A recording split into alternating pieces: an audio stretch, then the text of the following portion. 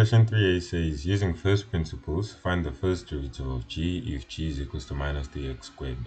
So the first principles formula states that the first derivative is equal to the limit as h tends to 0 of f of x plus h minus f of x all over h.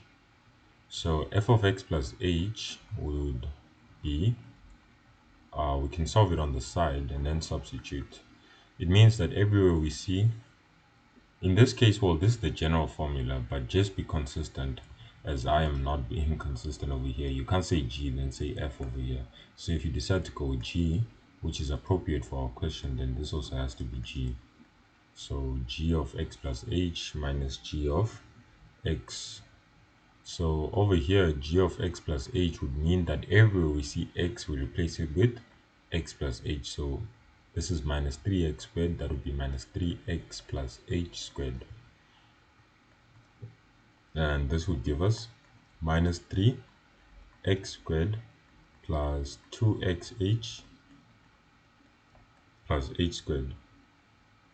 Then we can multiply this minus 3 inside to give us minus 3x squared minus 6xh and minus 3h squared.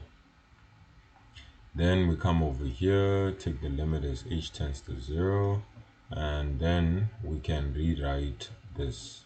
So minus 3x squared minus 6xh minus 3h squared minus the normal g of x, which is minus 3x squared. But this minus minus will just result in a plus. So that is what we are left with, all over h. This minus 3x squared will cancel with this one.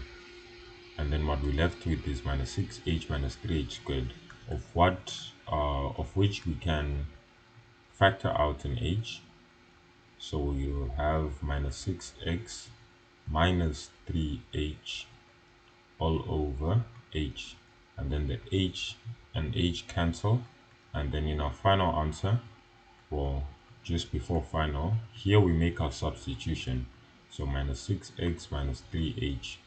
Now we substitute. Since we've simplified it and we can't do anything anymore, we put h into the expression and we return minus 6x as our answer, which you can confirm by doing the shortcut method, where you just multiply the coefficient with the power to give you minus 6x.